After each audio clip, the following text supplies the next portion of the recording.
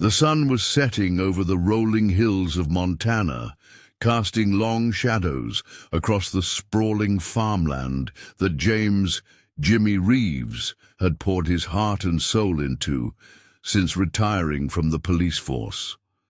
Before we jump back in, tell us where you're tuning in from, and if this story touches you, make sure you're subscribed, because tomorrow I've saved something extra special for you. After 3 decades of serving as one of Chicago's most decorated detectives, he thought he'd found peace in the quiet solitude of his 200-acre farm. But the tranquility he'd sought would soon be shattered by a ruthless cartel determined to claim his land as their own, not realizing they were about to face a man whose investigative instincts and tactical skills had brought down some of the most dangerous criminal organizations in America. The late autumn breeze carried the scent of freshly harvested wheat as Jimmy stood on his front porch, a cup of coffee warming his weathered hands. His sharp blue eyes, which had seen the darkest corners of human nature during his years on the force, scanned the horizon with the same alertness that had kept him alive through countless dangerous operations. The farm stretched out before him, golden fields swaying gently in the wind, a sight that still filled him with pride even after 5 years of working the land. At 62, Jimmy's face bore the lines of a man who'd seen too much, but his 6-foot frame remained solid and strong from the daily physical demands of farming. His silver hair, once dark brown, was kept short out of habit from his police days, and despite the flannel shirts and work boots that had replaced his detective suit, he carried himself with the unmistakable bearing of a law enforcement officer. The farm had been his wife Maria's dream. She'd grown up in rural Montana and had always talked about returning to her roots. When Jimmy retired from the Chicago Police Department, they'd used their savings to buy this place, determined to build a new life away from the city's endless cycle of violence and crime. Maria had passed away 2 years ago from cancer, but Jimmy had stayed, knowing she would have wanted him to keep their dream alive. His closest neighbor, old Bill Thompson, lived 3 miles down the road, and their weekly coffee meetings had become a cherished ritual. It was during one of these meetings that Jimmy first heard about the strange happenings in the valley. Properties being vandalized, equipment mysteriously destroyed, and farmers receiving threats from men speaking broken English. Bill had dismissed it as random acts of violence, but Jimmy's investigative instincts told him otherwise. Walking down the porch steps, Jimmy made his way to the barn where his German shepherd Max was already alert and waiting.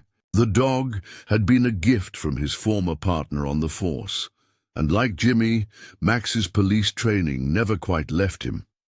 Together, they began their morning routine of checking the property's perimeter, a habit Jimmy had maintained from his days of working criminal investigations.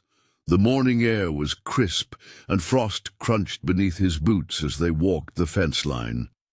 Max suddenly stopped, his ears perking up at something in the distance. Jimmy followed the dog's gaze, but saw nothing unusual among the rows of harvested wheat fields.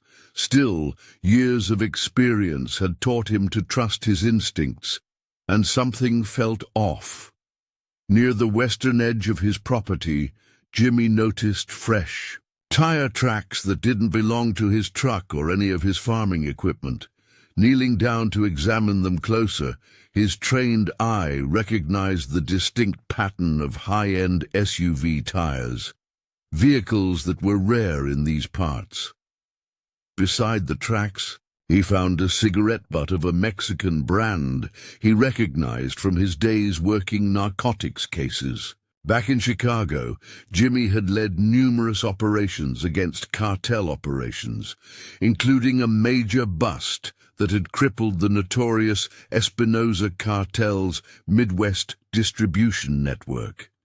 He'd testified against their leaders, helped seize millions in assets, and put several key members behind bars.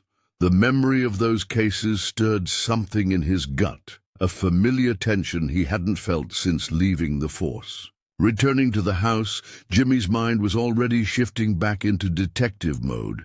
He went to his study, where a locked cabinet held more than just paperwork. Inside was his service weapon, a Glock 17, along with his backup piece and a shotgun. He kept for farm defense. Though he'd left law enforcement behind, Jimmy had never let his firearms qualifications lapse, spending time each month at the local range to maintain his proficiency. As he checked his weapons, Jimmy's phone buzzed with a text from Sarah Chen, a former colleague still active in the Chicago PD's intelligence unit. Her message was brief, but concerning. "Watch your back. Word is, the Espinosas are pushing into Montana. Need to talk." Jimmy's jaw tightened as he texted back, requesting a secure call later that evening. The peaceful life he'd built was about to be tested, and the investigator in him knew that the tire tracks and cigarette butt were just the beginning of something much darker heading his way. Sarah's call that evening confirmed Jimmy's worst fears. The Espinosa Cartel had been systematically expanding their operations into Montana, using local farms as distribution points for their drug trafficking network. Their method was consistent. First came the vandalism, then threats, and finally they would force the owners to either cooperate or leave. Those who resisted often disappeared without a trace. "They're moving north from Wyoming," Sarah explained, her voice crackling through the secure line. "DEA's been tracking them, but they're always one step ahead. They've got someone on the inside, Jimmy. Be careful." The warning carried extra weight coming from Sarah.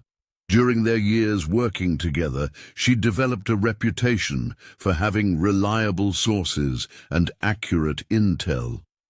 Jimmy spent the night reviewing old case files he'd kept from his Chicago days. The Espinosa Cartel had a signature. They always started small, testing their target's resolve before showing their full hand.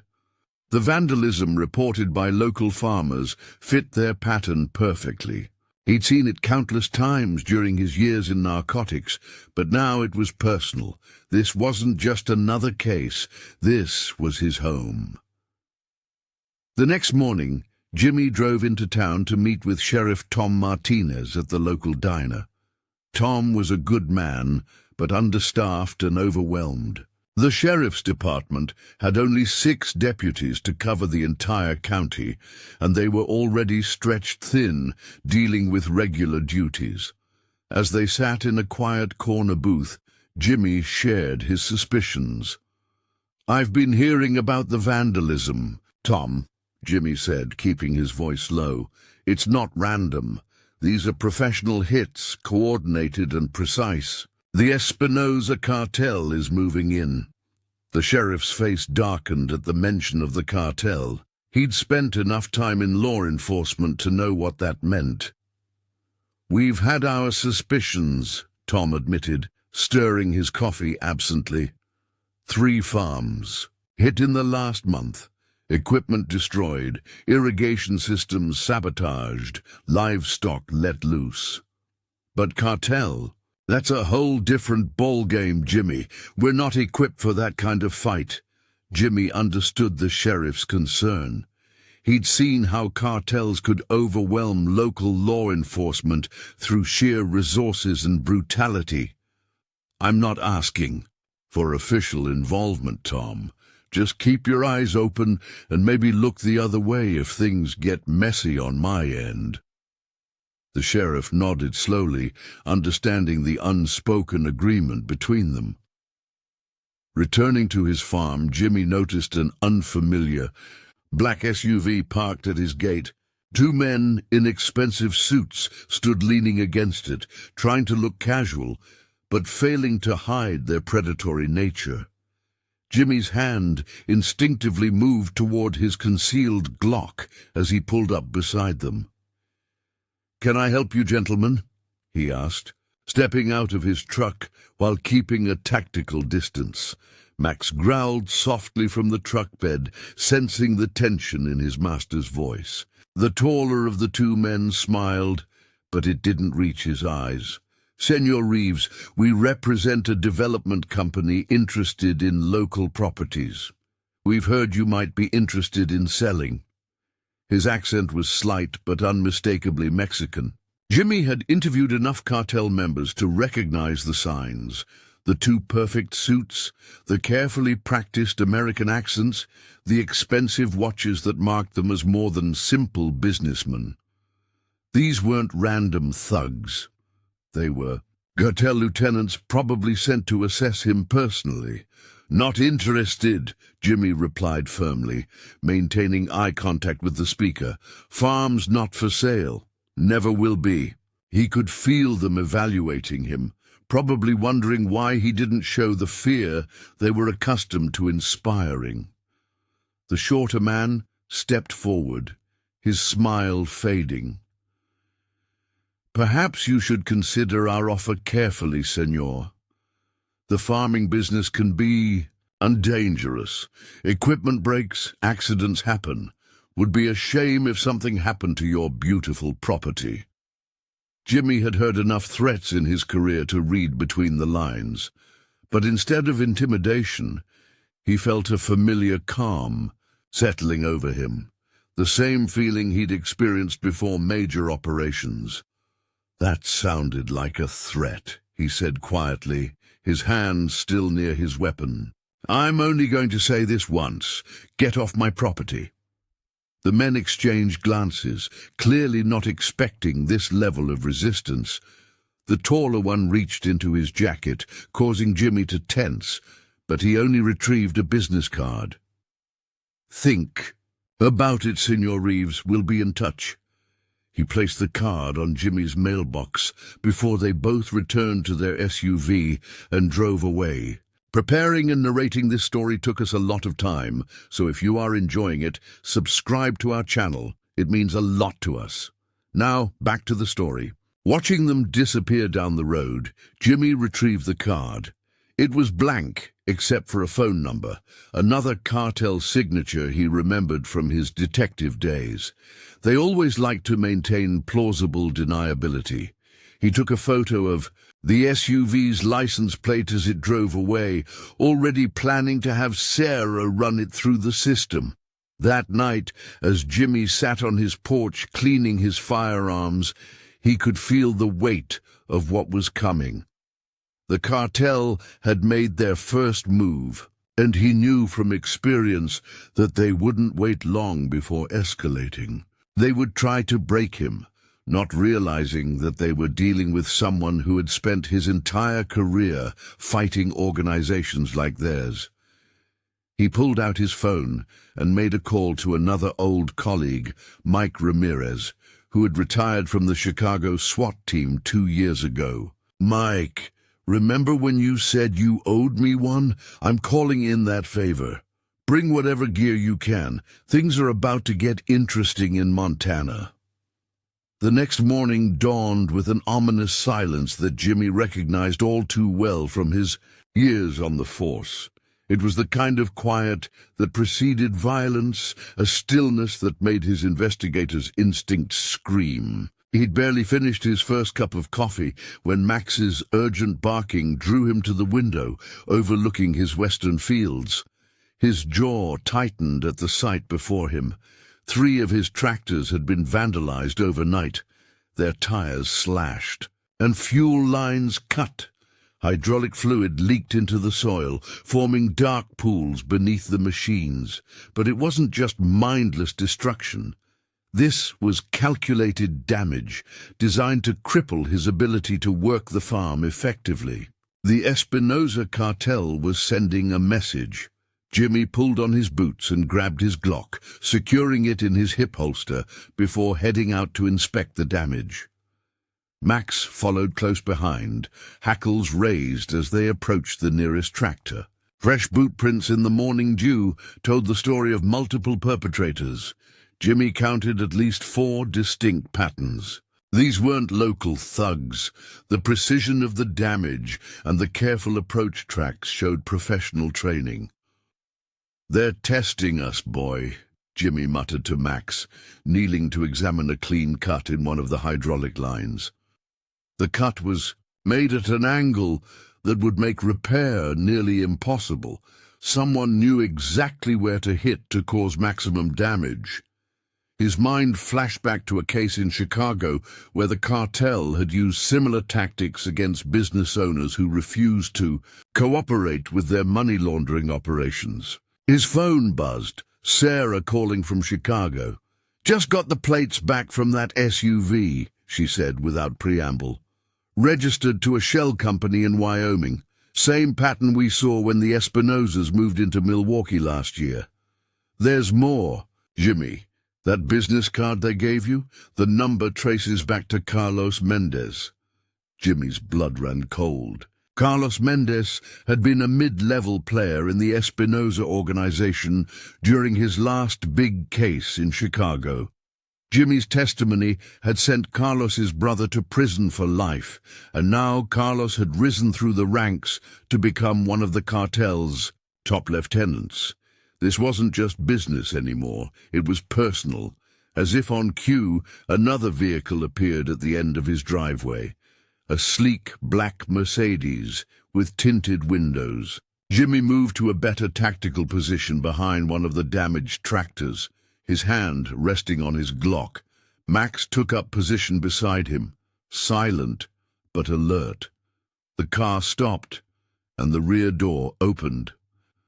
Carlos Mendez stepped out, looking nothing like the street-level dealer Jimmy remembered from Chicago. Now he wore an expensive suit and carried himself with the confidence of a man used to having his orders obeyed without question. 2 armed men flanked him as he walked toward the tractors, his Italian leather shoes incongruous against the muddy farm soil. "Detective Reeves," Carlos called out, using Jimmy's old title deliberately. "Or should I say, Farmer Reeves now? Life has taken us both in strange directions, no?"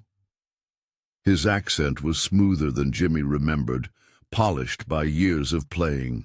Businessman instead of thug, Jimmy emerged from behind the tractor, keeping his movements deliberate and calm. "Still running errands for the Espinosas, Carlos? Thought you'd have learned something from what happened to Miguel." The mention of his imprisoned brother made Carlos's smile falter for just a moment. "The past is the past, Detective. I'm here to talk business. You've seen what happened to your equipment. Unfortunate accidents happen all the time on farms, yes? But we can prevent such accidents. All you need to do is allow us to use a small portion of your land for our transportation needs." Jimmy had heard similar offers before.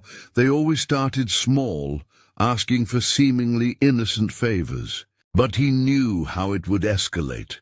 First storage, then distribution, and finally the farm would become a full-fledged cartel operation. "Not interested, Carlos, never will be. You want to keep pushing? Remember who you're dealing with. I took down your operation once before."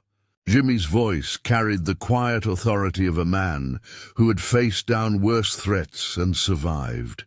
Carlos's friendly demeanor dissolved, replaced by the cold calculation Jimmy remembered from the interrogation room years ago. "You're not a detective anymore, old man. You don't have a badge, backup, or authority out here. This isn't Chicago. Out here, you're alone." "You sure about that?" Jimmy replied, just as Mike Ramirez's truck appeared at the far end of the driveway, kicking up dust as it approached. Carlos's men reached for their weapons, but Jimmy's voice stopped them. "Careful, boys. That's a former SWAT commander you're thinking about drawing on." Carlos assessed the situation, his jaw tightening as Mike's truck drew closer. Think carefully about your next move, Detective. You've seen what we can do to your equipment. Next time, it might not be just machines that get hurt. With that, he turned and walked back to his Mercedes, his men following quickly.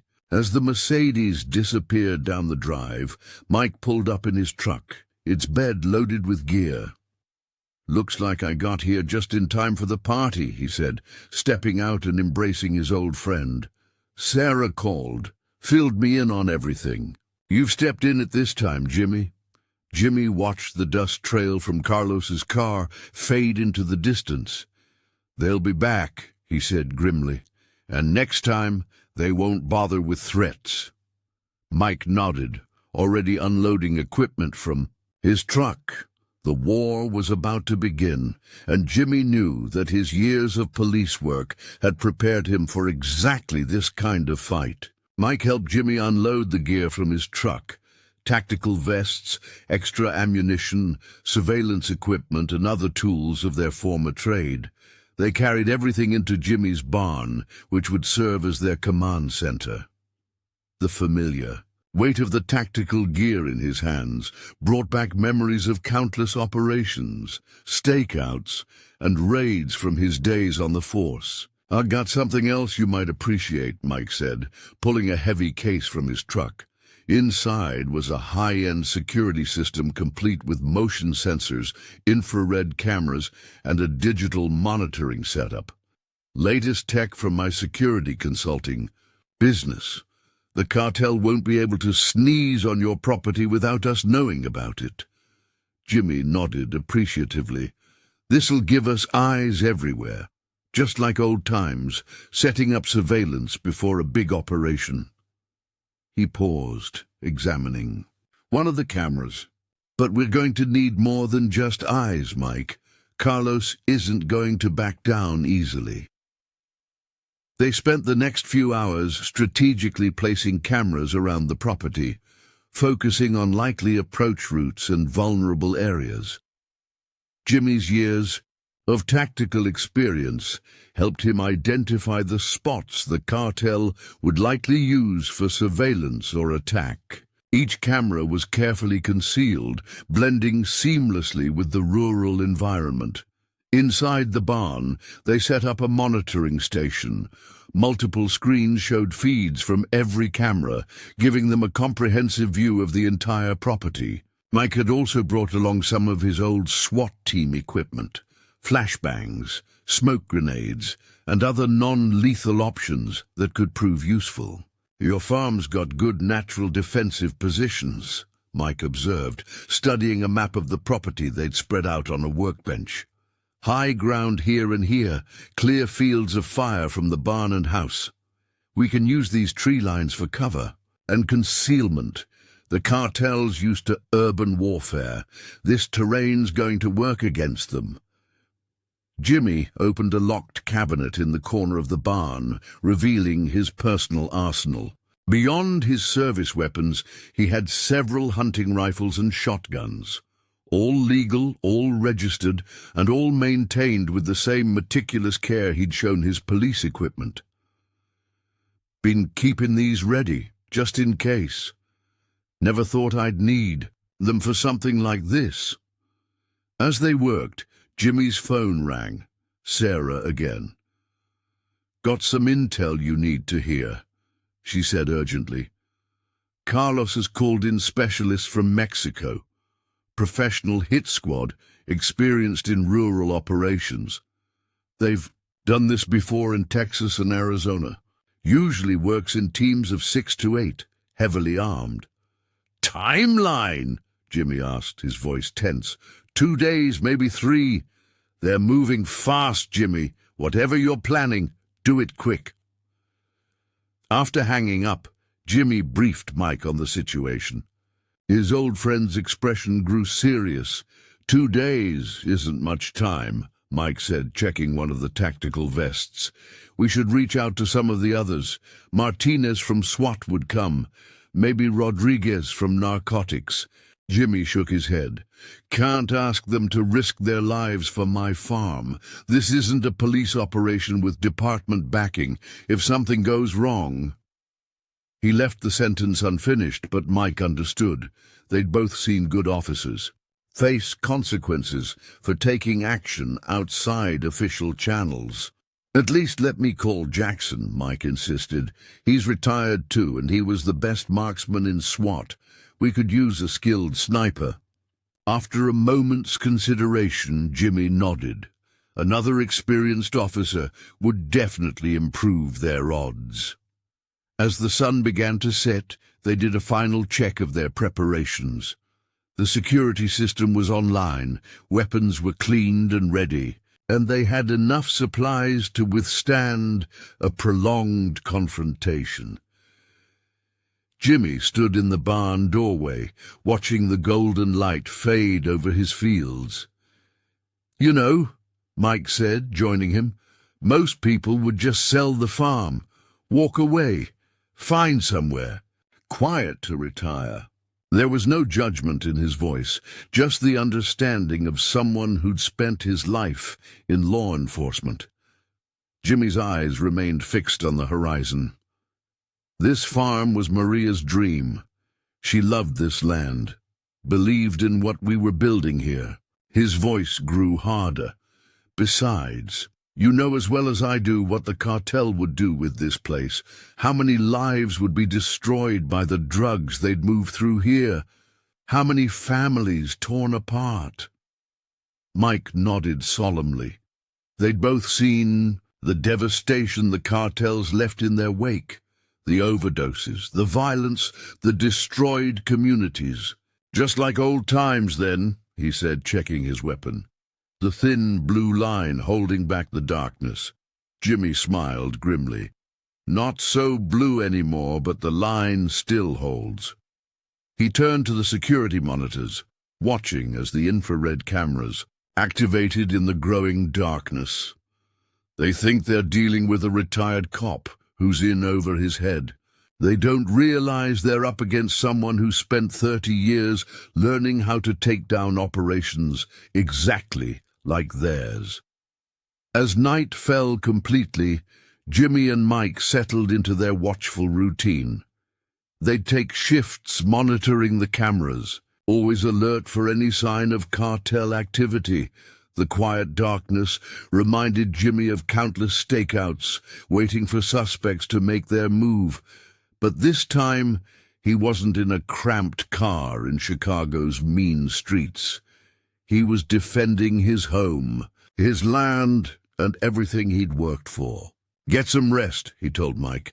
"I'll take first watch. Something tells me we're going to need every bit of energy we can get in the next few days."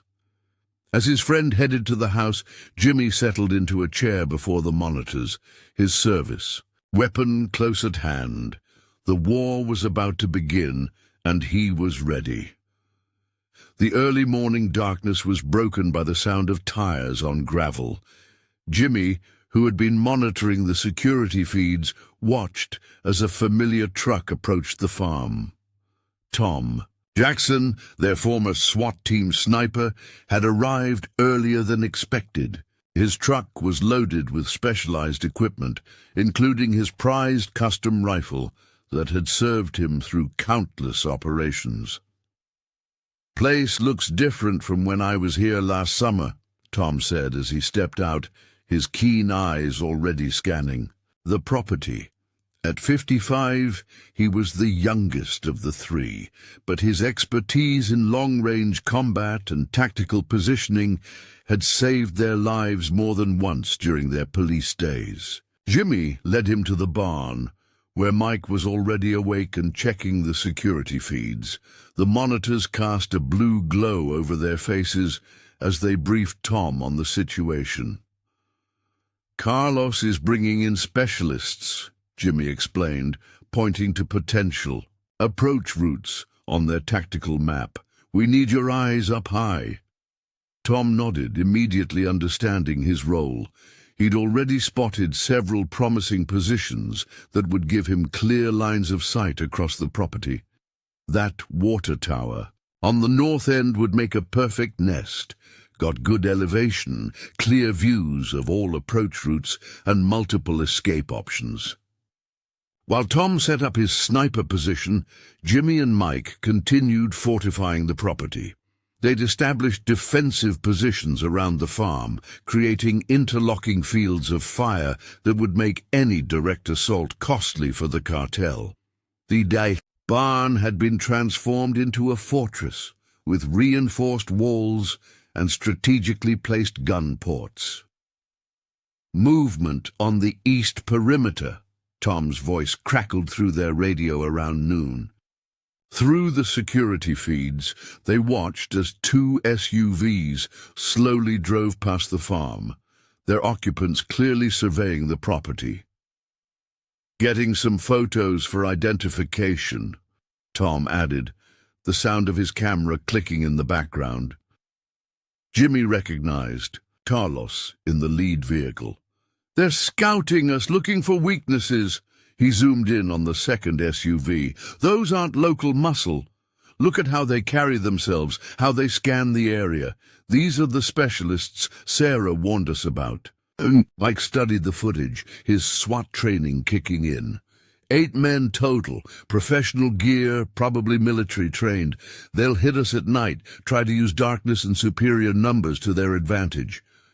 He pointed to several spots on their tactical map. These are the most likely infiltration routes. Throughout the day, they observed more cartel vehicles conducting surveillance. Each pass revealed more about their potential tactics. The specialists were thorough, methodical in their reconnaissance. They were planning something big, and they wanted to get it right the first time. Sarah called again in the late afternoon. "Jimmy, we just intercepted some chatter. They're moving tonight.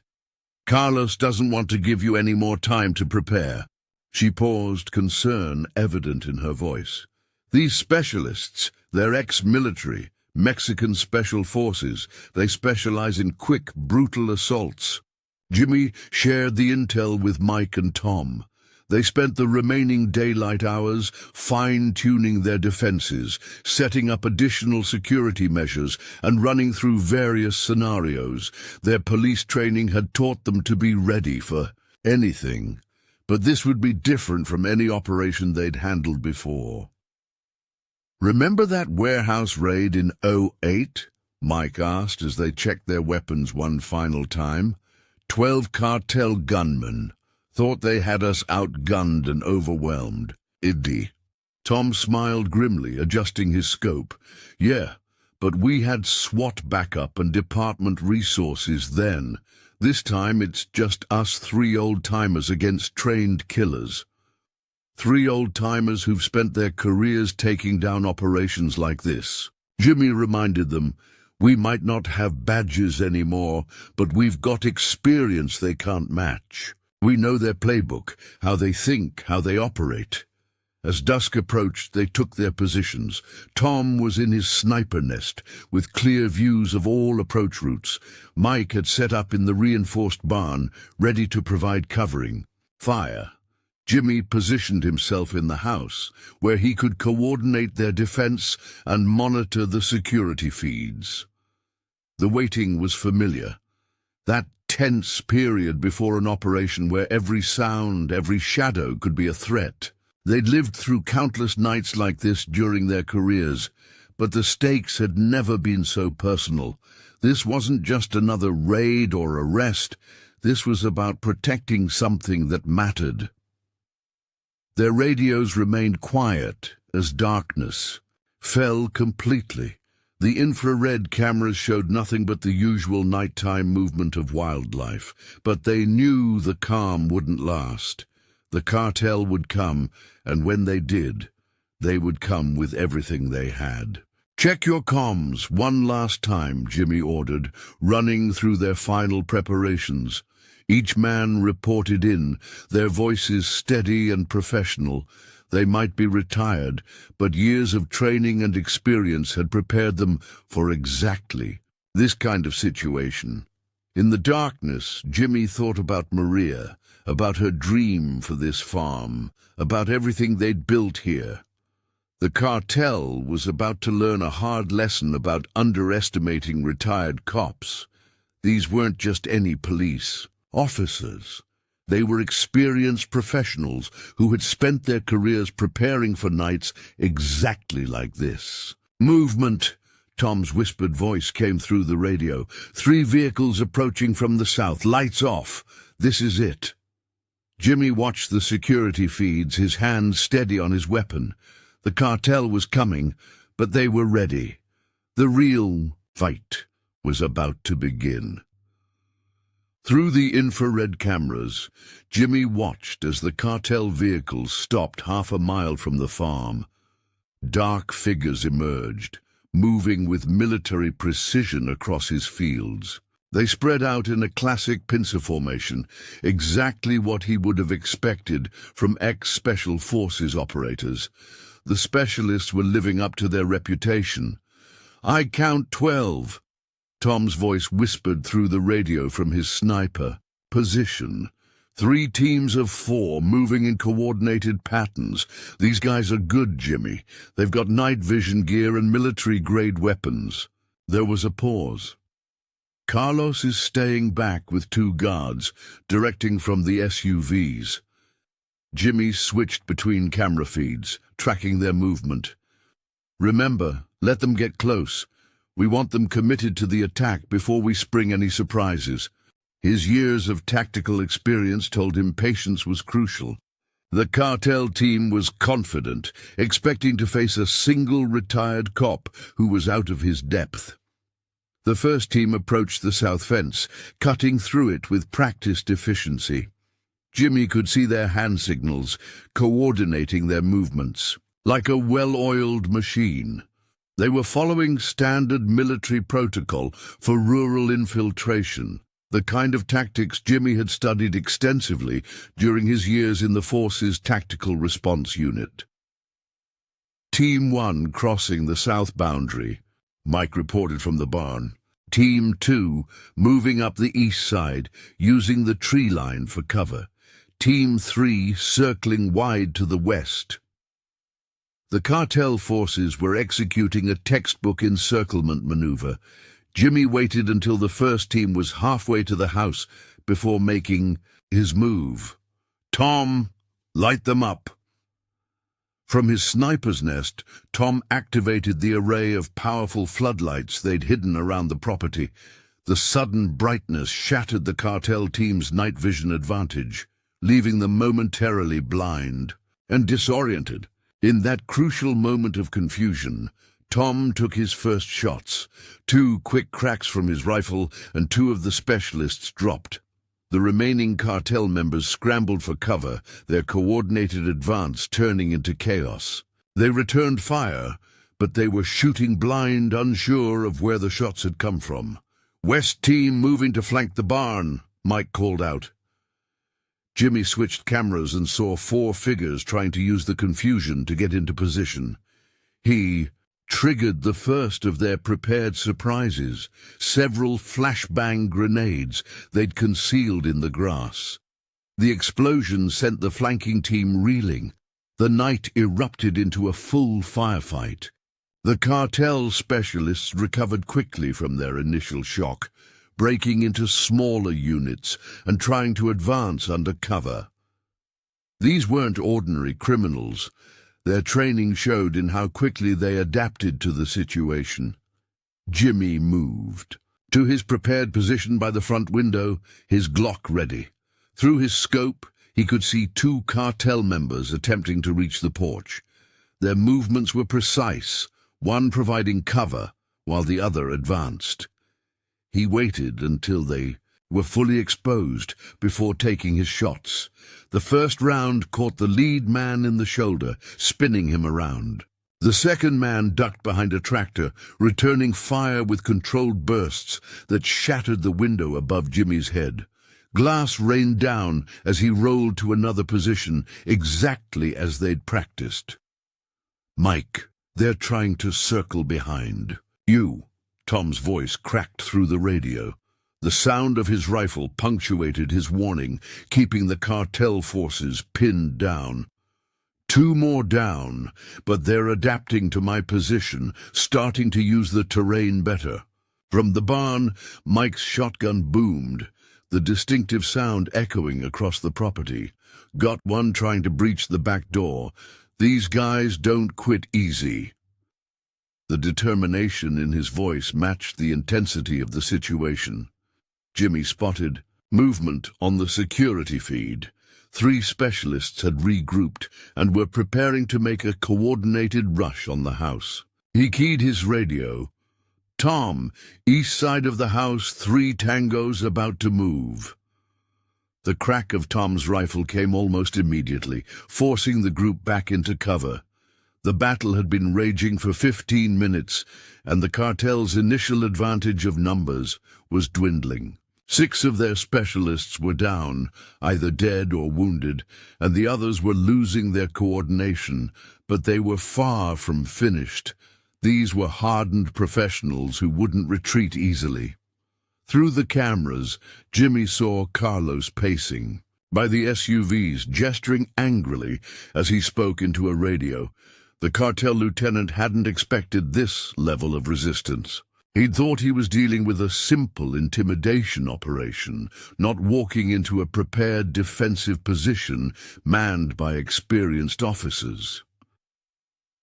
"Running low on ammo for the big gun," Tom reported after another series of shots. "Switching to secondary weapons soon." The warning was clear. They needed to end this quickly before their advantages started to fade. Jimmy made a quick decision. "Mike, execute Plan B. Tom, get ready to shift your fire on my mark." They had prepared for this possibility, knowing they might need to force a decisive conclusion rather than let the fight drag on. As Mike began moving into position, Jimmy took a deep breath. The next few minutes would determine everything. The cartel specialists were good, but they were fighting on unfamiliar ground against men who had spent their lives preparing for exactly this kind of confrontation. The real question was whether their experience and preparation would be enough to overcome the cartel's numbers and training. The night was far from over, and the hardest part of the battle was still to come. But Jimmy allowed himself a grim smile. Carlos and his men were about to learn why you don't underestimate retired cops who've spent their careers taking down operations exactly like this one. Plan B was something they had prepared for, but hoped wouldn't be necessary. Jimmy watched through the security feeds as Mike moved silently through the barn's hidden exit, a narrow tunnel they disguised beneath hay bales. The cartel forces were focused on the main structures, not expecting an offensive move from the defenders they thought were pinned down.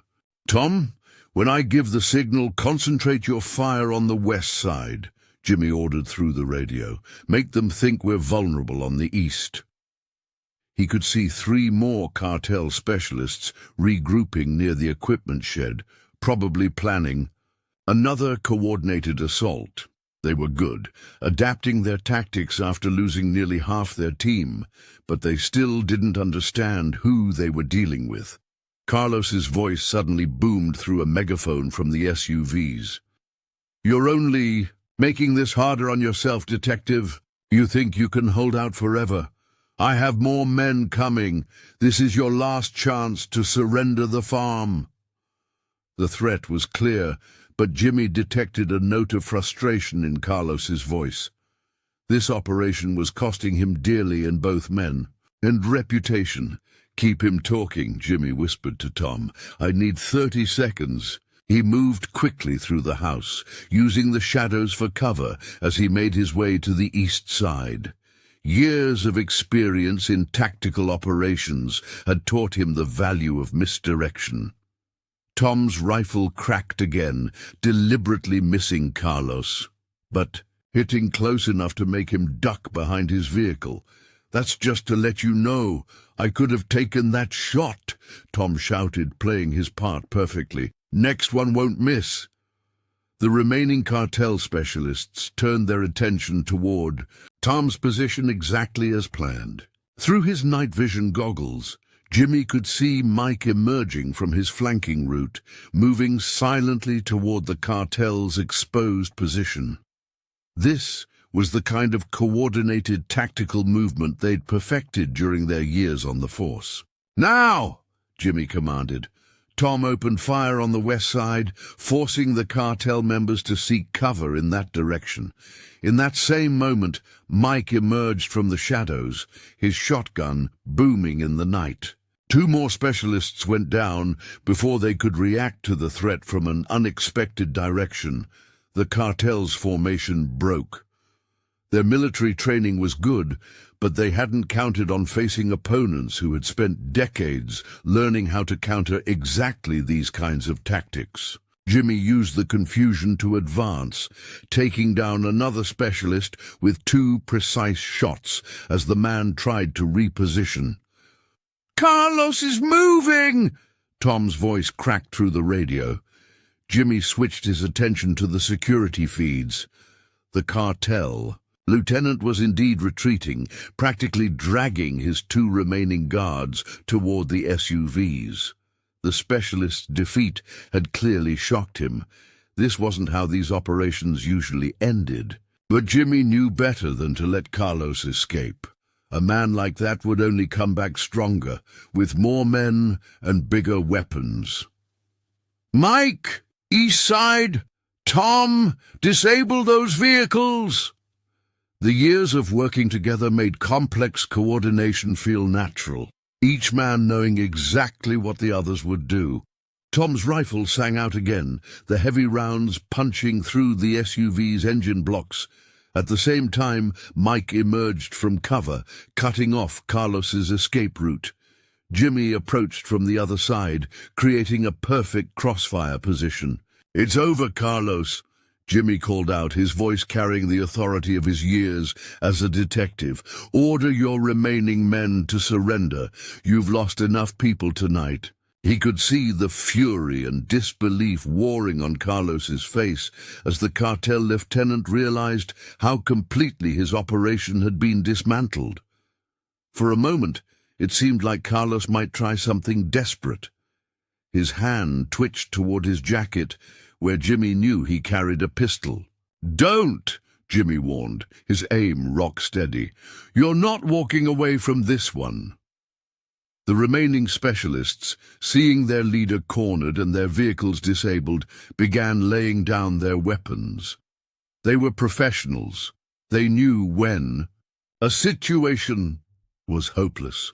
One by one they emerged from their positions, hands raised.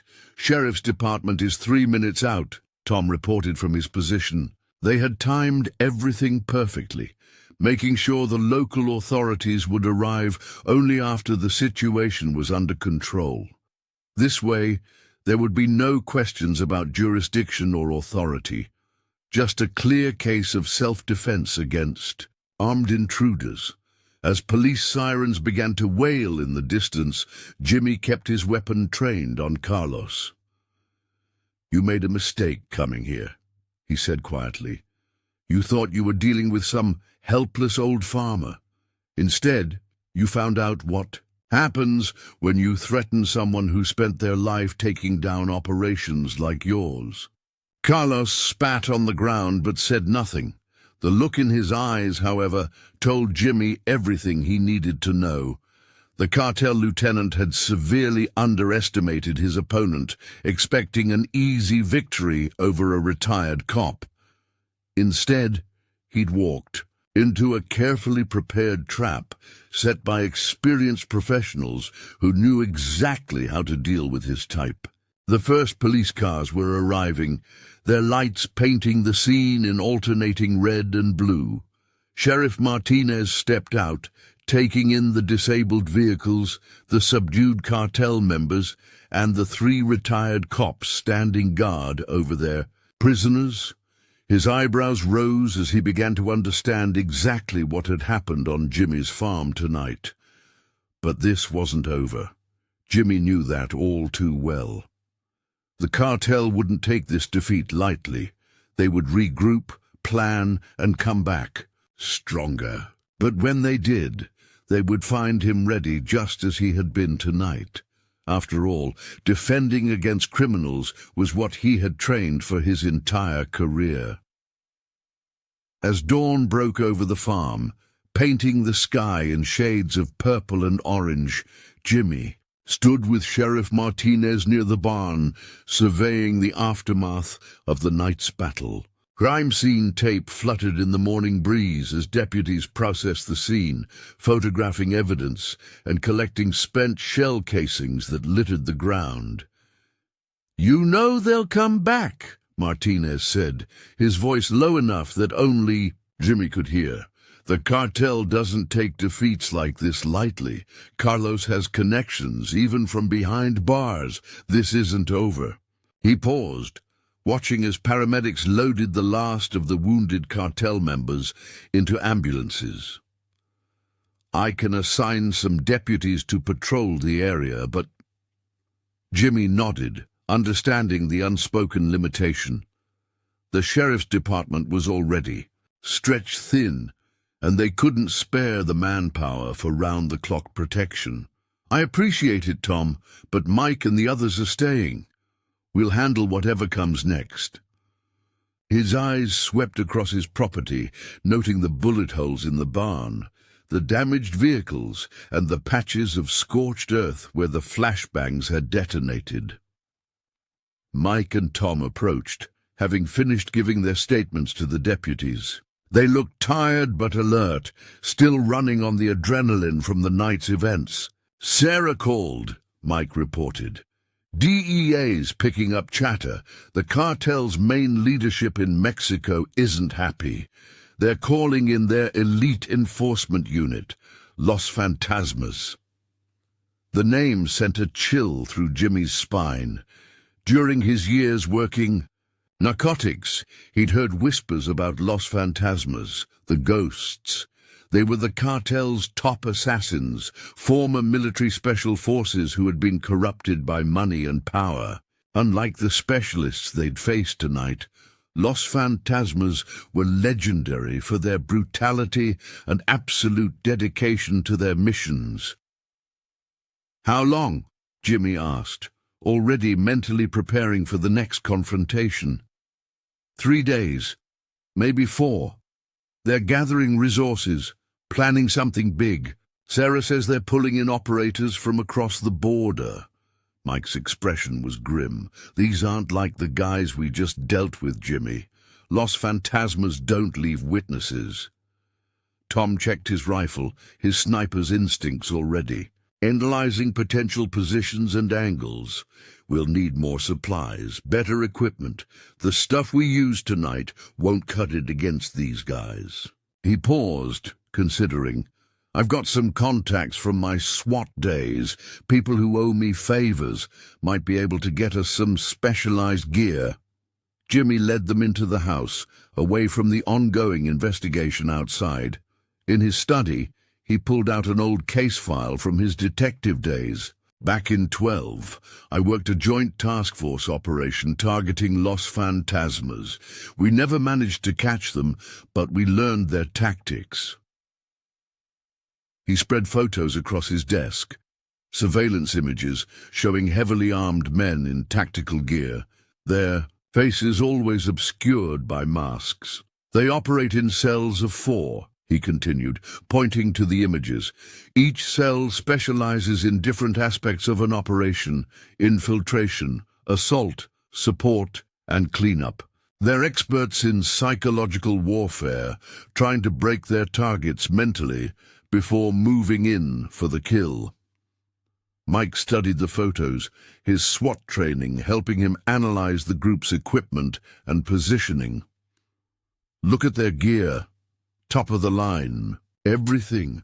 These aren't street thugs with guns. They're professional killers with military training and cartel funding. We'll need to change our entire defensive strategy," Tom added. "The tricks we used tonight won't work on them. They'll be expecting them, studying satellite images of the property, planning for every contingency." His tactical mind was already working on solutions. "We need to think bigger, more elaborate," Sarah called again, her voice tense with urgency. "Just intercepted some encrypted communications. Los Fantasmas aren't just coming for you, Jimmy. They're planning to make an example of your farm. They want to send a message to anyone else who might think about resisting the cartel." Jimmy absorbed this information, his mind already formulating plans. "Mike, call in whatever favors you can. We need more people we can trust. Tom, work on those equipment contacts. I'll coordinate with Sarah, see what other intel she can provide." As his friends moved to their tasks, Jimmy walked to the window looking out over his farm. The morning sun revealed the full extent of the previous night's battle. His land bore the scars of violence, but it was still his.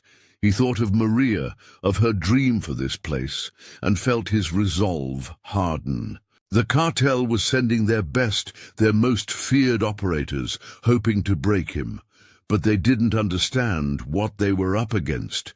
This wasn't just about defending a farm anymore. It was about drawing a line, showing the cartel that they couldn't simply take whatever they wanted through fear and violence. "One more thing," he called to Mike and Tom. "When you make those calls, tell them what's really coming. Anyone who joins us needs to understand this isn't going to be like tonight. Los Fantasmas aren't going to give us a chance to get lucky or clever. This is going to be a war." Outside, the last of the police vehicles were pulling away, leaving the farm in an eerie silence. Jimmy knew they had 3 days, maybe 4, to prepare for the fight of their lives. Los Fantasmas were coming, bringing with them a level of violence and precision that would make the previous night's battle look like a schoolyard scuffle. But as he watched his friends beginning their preparations, Jimmy felt a familiar calm settling over him. This was what his entire career had prepared him for. One final stand against the darkness he'd spent his life fighting.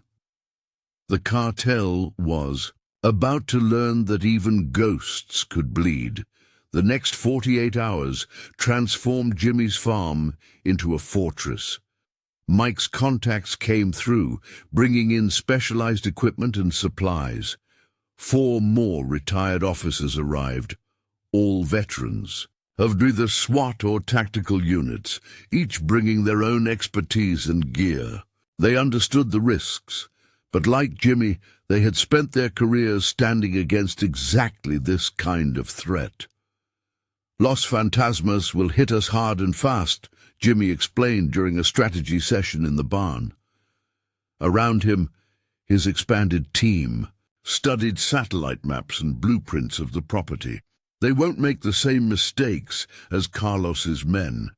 They'll expect our surveillance, our defensive positions, our tactics." Dave Martinez, a former SWAT breacher, pointed to several locations. "On the map, we need to think like them. They'll do extensive recon, probably already have drone footage of the property. Standard infiltration points won't work. They'll be looking for something unexpected." His finger traced a line along the creek bed that ran through the eastern edge of the property. "This is where I'd come in. Low visibility, natural cover, unexpected angle." "Agreed," said Lisa Chen, who had worked with Jimmy in narcotics before specializing in counter-terrorism. "But they won't just hit us from one direction. Los Fantasmas are known for simultaneous, coordinated strikes. They'll try to overwhelm us from multiple angles, keep us spread thin." The team spent hours analyzing every approach, every vulnerability. Tom and Ray Wilson, another former sniper, worked on establishing overlapping fields of fire from elevated positions. They set up multiple sniper nests, each carefully concealed and fortified. Mike coordinated the placement of new defensive measures, specialized tripwires, pressure sensors, and other surveillance equipment that would give them early warning of any approach. Sarah's intelligence updates grew more frequent and more concerning. "They're bringing in their best," she reported during a secure call. 4 complete cells, 16 operators total.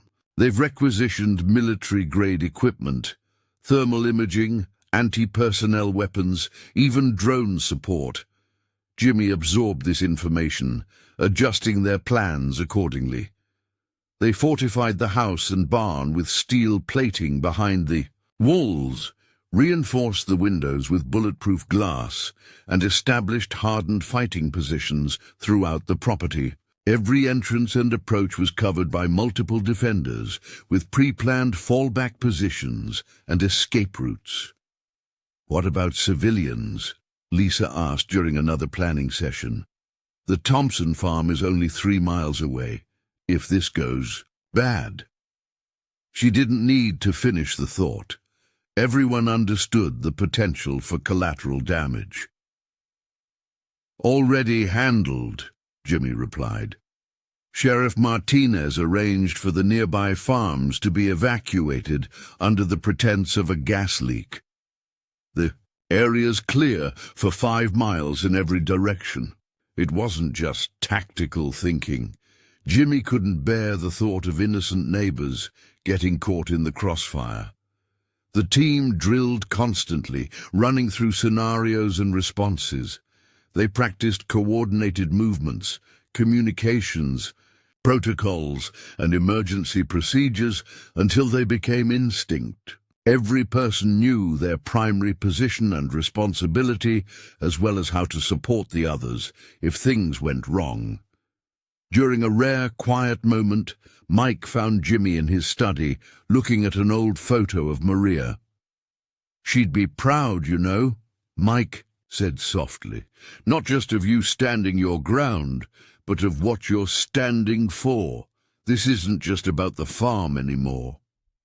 Jimmy nodded, carefully returning the photo to his desk. "Los Fantasmas aren't just coming to take the land. They're coming to make a statement. If they win here, it sends a message that no one can stand against the cartel if we stop them." He let the implication hang in the air. "We've got good people," Mike assured him. "Everyone here knows what's at stake. We've spent our careers preparing for fights like this. The cartel might be sending ghosts, but we're the ones who used to hunt them." A call from Sarah interrupted their conversation. "New intel," she said, her voice tight with urgency. "They're moving faster than expected. Thermal satellite shows. Multiple vehicles crossing the border 6 hours ago. They'll be in position by tomorrow night." Jimmy gathered the team for a final briefing. Looking at their faces, men and women he'd served with, fought beside, trusted with his life, he felt a surge of pride and determination. "Los Fantasmas are coming," he announced. "They think they're hunting us, coming to execute retired cops who dared to stand against the cartel. But they don't understand what they're walking into." He pointed to their defensive positions on the map. "Every person in this room has spent decades learning how to deal with exactly their kind of threat. We've studied their tactics, countered their strategies, and put away people like them throughout our careers. Tomorrow night, we're going to show them why experience matters more than reputation." The team spent the remaining hours checking and rechecking their equipment, running final drills, and making last-minute adjustments to their positions. The calm professionalism they displayed wasn't bravado. It was the confidence of veteran officers who had faced down similar threats throughout their careers. As darkness fell, Jimmy stood on his porch one last time, watching the sun set over his fields. Tomorrow, this peaceful land would become a battlefield, but he and his team were ready. Los Fantasmas were coming to teach them a lesson about fear. Instead, they would learn one about courage, about standing your ground, about the strength that comes from fighting for something you believe in. The cartel was sending ghosts to haunt him, but Jimmy and his team had spent their lives being the thing that haunted criminals like them.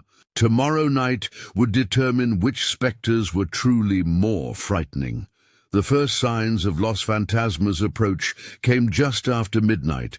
The farm's perimeter sensors picked up multiple heat signatures, moving through the darkness with incredible precision. Unlike Carlos's men, these operators moved like shadows, practically invisible to the naked eye, their movements showing years of elite military training. Four-man team approaching from the creek bed, Tom whispered through the radio, from his sniper position. Another team moving through the western tree line. They're using advanced thermal masking, can barely pick them up, even with our enhanced optics. Jimmy watched through the surveillance system as Los Fantasmas executed their approach. Their movements were nothing like the previous attack.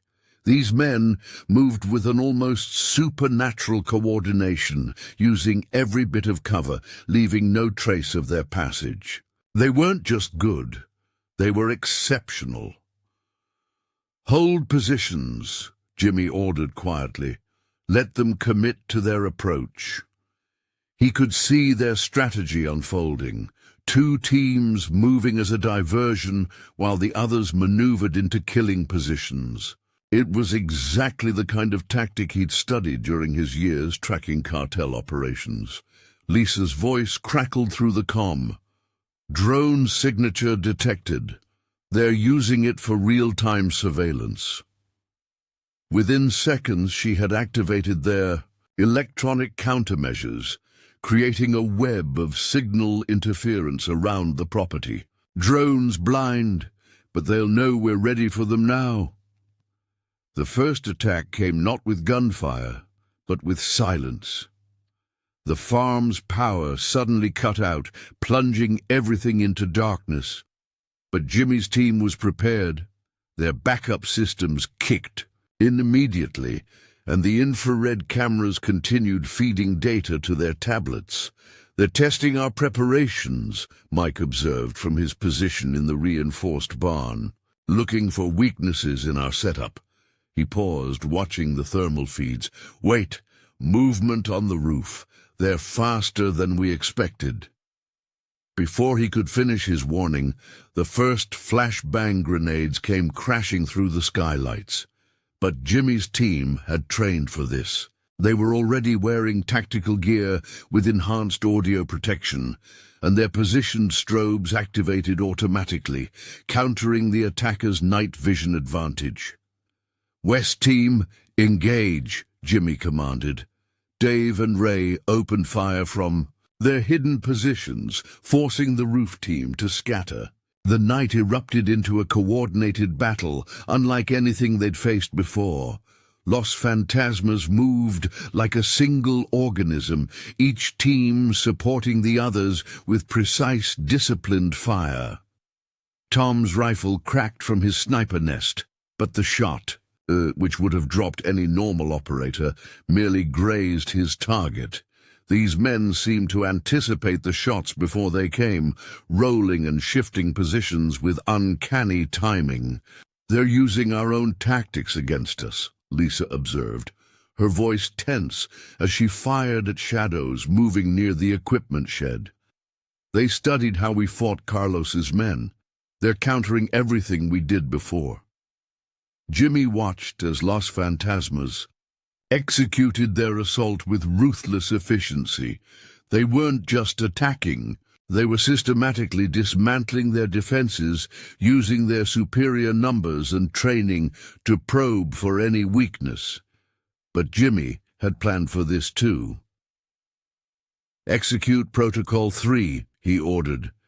Immediately his team began falling back to their secondary positions.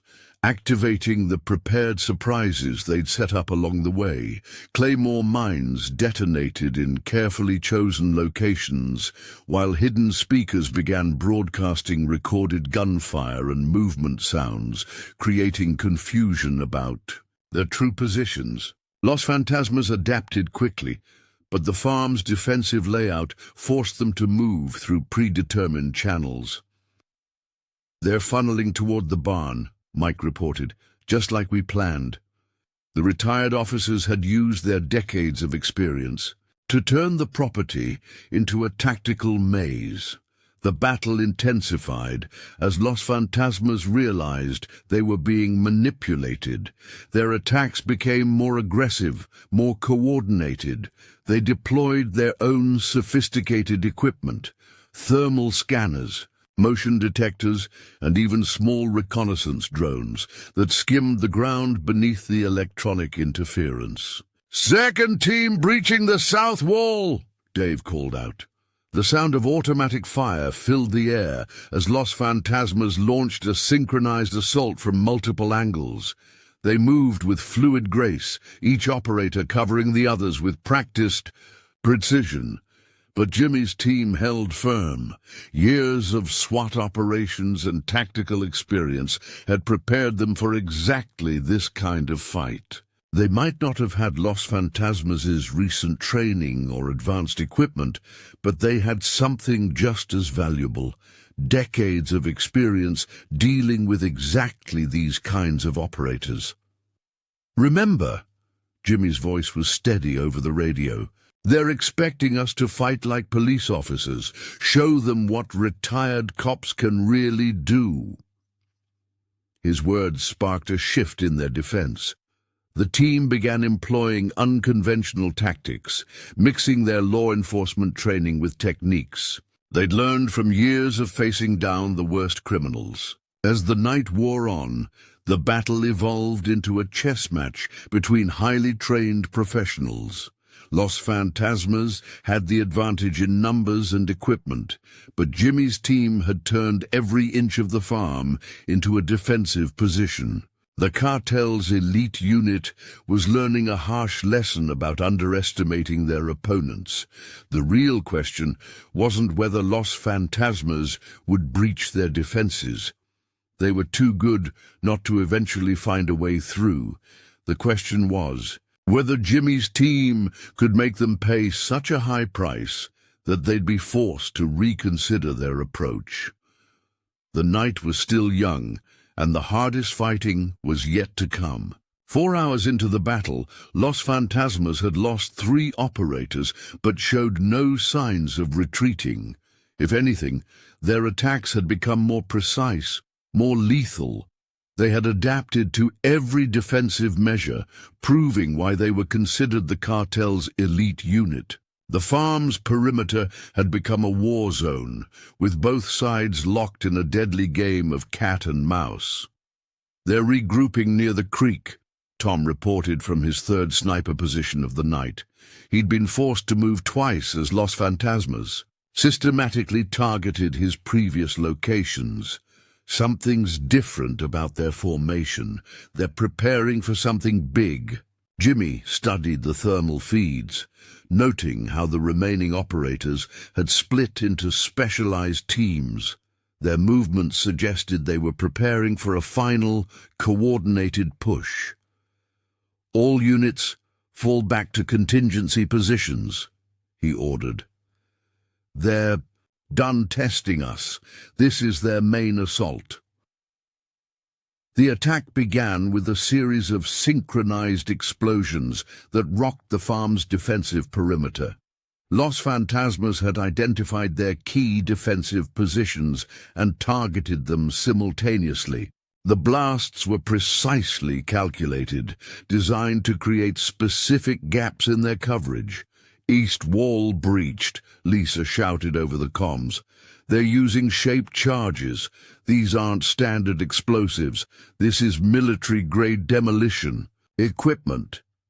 The sound of intense gunfire followed her words as she engaged the attackers pushing through the breach. Mike's voice cut through the chaos. "Jimmy, they're not just breaching, they're herding us. This whole attack is designed to force us into the kill zone they've created." His tactical experience had spotted the pattern in Los Fantasma's movements. They weren't just attacking randomly. They were executing a carefully choreographed plan. "Dave, Ray, Emergency Protocol 7, Jimmy commanded. They had prepared for this possibility, setting up a series of false retreats designed to turn the attackers' coordination against them. But Los Fantasmas proved why they were considered ghosts. They seemed to anticipate each counter-move. "Two down," Tom reported after a series of precise shots, but his voice was tense.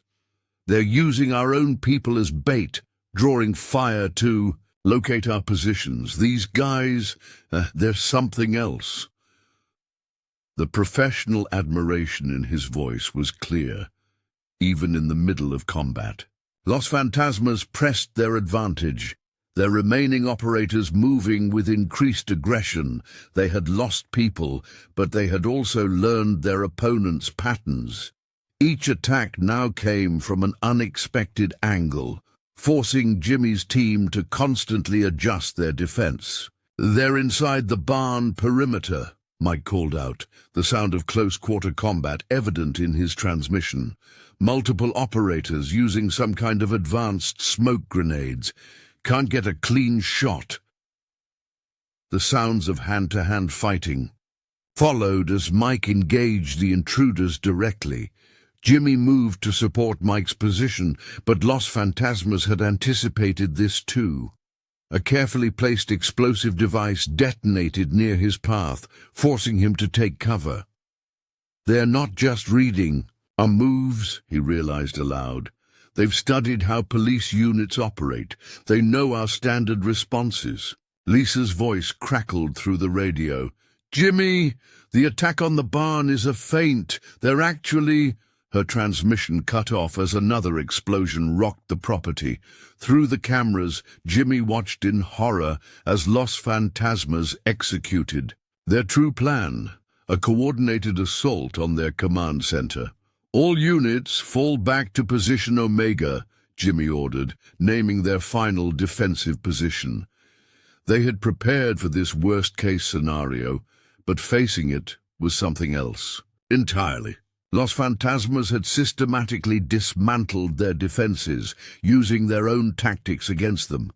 The battle had shifted from a long-range engagement to close-quarters combat.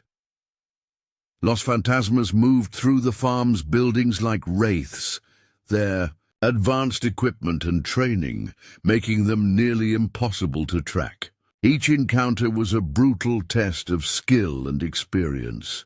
"Jimmy, they're pushing us into the house," Dave reported between bursts of gunfire. "We've lost the barn and the external positions. It's just like you predicted.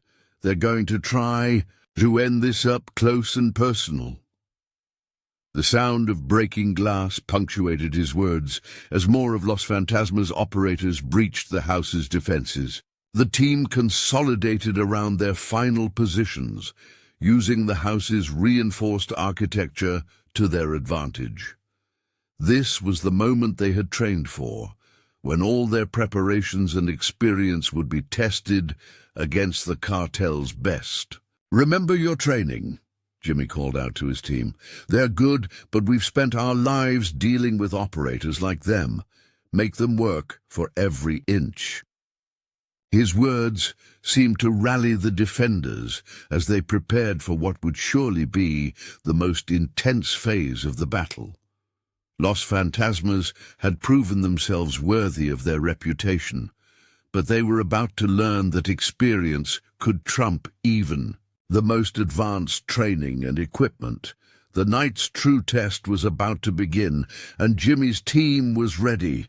They might be retired cops facing elite cartel operators, but they had something Los Fantasmas didn't: decades of experience fighting exactly this kind of enemy. The house creaked with tension as both sides prepared for the final confrontation. Outside, the farm lay silent, except for the occasional burst of gunfire. The real battle was about to begin, and everyone knew it would be fought, room by room, corridor by corridor, until one side emerged victorious. The house had become a battleground as Los Fantasmas executed their final assault. Every room, every hallway was contested space as the cartel's elite unit pushed forward with mechanical precision. Jimmy's team had been forced to split up, each defender using their intimate knowledge of the building's layout to counter the attackers' superior numbers. 2 operators moving up the main staircase, Lisa reported in a whisper. She had positioned herself in a reinforced closet, using the concealed firing ports they'd installed to cover the upper hallway. "They're using some kind of advanced breaching equipment. Our reinforced doors won't hold them for long." Jimmy moved silently through the house's secret passages, narrow corridors they'd built between the walls specifically for this scenario. Through small observation holes, he could track Los Fantasmas' movements. Their coordination was impressive, each operator moving in perfect synchronization with their teammates. "Mike, status," Jimmy whispered into his radio. Static answered him. Their communications were being jammed. Los Fantasmas had finally managed to neutralize their tactical advantage in coordination. Now each defender was truly on their own, forced to rely on their training and experience. A muffled explosion rocked the second floor, followed by the distinctive sound of flashbang grenades. Through the walls, Jimmy heard the chaos of close-quarter combat as Los Fantasmas breached another room. The cartel's operators were methodically clearing the house, using their superior equipment and training to full advantage. Jimmy reached a predetermined position behind a false wall panel. Through a concealed viewport, he could see 2 of Los Fantasmas' operators moving down the hallway. Their movements were precise, professional, but Jimmy noticed something in their behavior. They were tiring. The night's prolonged combat was taking its toll even on these elite soldiers. A sudden burst of gunfire from above signaled Tom had engaged from his position in the attic. The operators in the hallway reacted instantly, but their movements were fractionally slower than before. Jimmy seized the moment, triggering a mechanism that dropped the reinforced ceiling panel onto one of the operators. The other spun to face this new threat, but Jimmy was already moving, years of close combat training taking over. "They're human, after all," he thought, as he engaged the operator in hand-to-hand combat. Despite their fearsome reputation, Los Fantasmas were still men, and men could be beaten. The fight was brief but brutal, ending with the operator unconscious and Jimmy quickly moving to his next position. Through the house's surveillance system, still partially functional despite the jamming, Jimmy caught glimpses of the battle unfolding. In other rooms, Mike had trapped 2 operators in the kitchen, using his knowledge of the house's modifications to separate them from their team. Lisa was holding the second floor, her position still undetected as she picked off operators trying to establish a command post. The fighting had devolved into exactly the kind of combat Jimmy had planned for. Close quarters, chaotic, where experience and cunning could overcome superior training and equipment. Los Fantasmas were learning the hard way that their tactical excellence had limits, especially against opponents who had spent decades learning every trick in the book. A series of explosions from the East Wing suggested Dave and Ray were executing their part of the final defense plan. They had rigged parts of the house with controlled demolition charges, not to kill, but to channel Los Fantasmas' movements into prepared kill zones. "Jimmy!" Tom's voice suddenly cut through the jamming. He must have found a frequency they'd missed. "They're pulling back from the upper floors. Something's wrong. This isn't their standard pattern." The warning in his voice was clear. Los Fantasmas wasn't retreating. They were preparing for something big. Moving to a window, Jimmy caught sight of the remaining operators regrouping outside. Their leader, distinguishable by his slightly different tactical gear, was directing them with hand signals. They were preparing for one final push, but now they looked different, more cautious, less confident. The night's fighting had taught them respect for their opponents. "All units," Jimmy broadcast on their backup frequency, "prepare for final. Defensive positions. They're coming in full force, but they're tired, they're hurt, and they've learned we're not easy targets." He could feel the resolve in his team's responses. They had weathered Los Fantasmas' best attacks and were still fighting. The cartel's elite unit had come expecting to find retired cops playing at being soldiers. Instead, they had found seasoned professionals who had spent their careers learning how to counter exactly their kind of operation. The next few minutes would determine everything, but Jimmy allowed himself a grim smile. Los Fantasmas were about to learn that experience and determination could overcome even the most sophisticated training and equipment. Outside, the first light of dawn was beginning to break over the horizon. The night's battle had been costly for both sides, but it wasn't over yet. Los Fantasmas was preparing for their final assault, but Jimmy's team was ready. They had trained for this, prepared for this, and now they would show the cartel's best. Operators, while you don't underestimate retired cops who had spent their lives fighting exactly this kind of enemy. Los Fantasmas' final assault began with a coordinated attack that shook the entire house. They detonated multiple breaching charges simultaneously, attempting to overwhelm the defenders with sheer force and chaos. But Jimmy's team had been waiting for exactly this moment, each member positioned precisely where they needed to be for their last stand. "Remember what we fought for," Jimmy's voice carried through their backup radio frequency. "Remember why we're here." His words seemed to galvanize the team as Los Fantasmas' remaining operators stormed into the house from multiple entry points. The battle that followed was unlike anything in Jimmy's long career. Los Fantasmas moved like shadows through the smoke and debris, their advanced equipment giving them every possible advantage. But Jimmy's team had something that couldn't be bought or trained. Decades of experience facing down the worst criminals imaginable. Mike engaged 3 operators in the main hallway, his shotgun roaring in the confined space.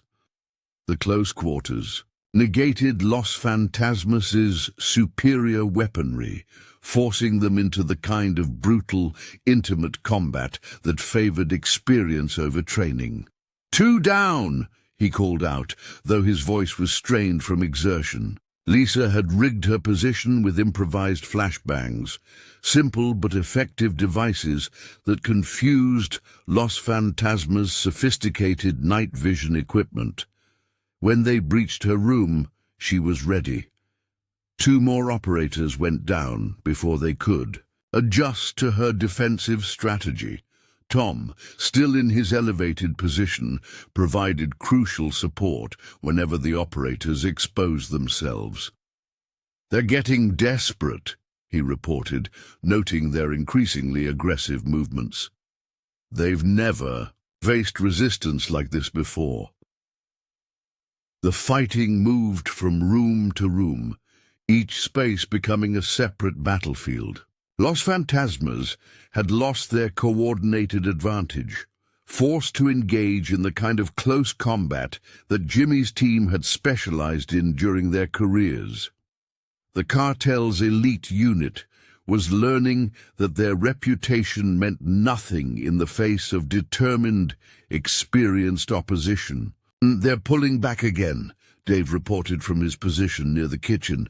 "This feels different. They're not regrouping, they're actually retreating." The disbelief in his voice was evident. Los Fantasmas never retreated. It went against everything they stood for. Jimmy moved to a window, watching as the remaining operators withdrew from the house. Their movements were no longer the fluid, confident actions of elite soldiers. They moved like wounded animals, their mystique shattered by the night's brutal fighting. Outside, the sun was rising fully now, illuminating the battlefield their farm had become. The property bore the scars of intense combat, bullet holes, explosion marks, and the scattered equipment of fallen operators. But the house still stood, and more importantly, Jimmy's team had held their ground. The cartel's ghost unit had come expecting to find easy prey, retired cops who would break under professional pressure. Instead, they had found hardened veterans who had spent their lives preparing for exactly this kind of fight. The cost had been high. Every member of Jimmy's team had suffered injuries, and parts of the farm were devastated. But they had achieved what many thought impossible. They had beaten Los Fantasmas. In the aftermath, as local law enforcement secured the scene and FBI teams began arriving to process the evidence, Jimmy gathered his team in the kitchen, the one room that had somehow escaped major damage. They were battered, exhausted, but alive and victorious. "We did more than just defend a farm today," Jimmy said, looking at each member of his team. "We showed them that fear and intimidation don't always win. That experience and courage still count for something in this world." Sarah called shortly after, her voice full of amazement. "You're all over the cartel's communications," she reported. "They can't believe Los Fantasmas failed. This has never happened before. No one has ever driven them off like this." The implications were clear. The cartel had sent their best, their most feared unit, and had been defeated by a group of retired cops defending their home. The message would spread throughout the criminal underworld. Some lines couldn't be crossed, some people couldn't be intimidated. As the days passed, and the farm began to recover, Jimmy often found himself standing on his porch, looking out over his land. The scars of battle would take time to heal, but the farm was still his, still the dream he had shared with Maria. The cartel had learned an expensive lesson about underestimating their opponents. More importantly, they had shown that standing up to evil was still possible, that experience and determination could overcome even the most fearsome reputation. The cartel's ghosts had come to haunt them, but instead had been confronted by something stronger, the unbreakable spirit of men and women who had spent their lives fighting against exactly their kind of darkness. The farm would recover stronger than before. And if the cartel ever decided to try again, they would find the same determined resistance waiting for them. Because some things were worth fighting for, worth defending, no matter the cost. The retired cop had stood his ground, and in doing so had shown others that they could do the same. In the end, that was perhaps the greatest victory of all, not just defeating Los Fantasmas, but proving that courage and experience could still triumph over fear and intimidation. The cartel's ghosts had been exposed as merely men, and the legend of their invincibility had been shattered on a Montana farm by a group of retired cops who refused to back down. Up next, you've got two more standout stories right on your screen. If this one hit the mark, you won't want to pass these up. Just click and check them out. And don't forget to subscribe and turn on the notification bell so you don't miss any upload from us.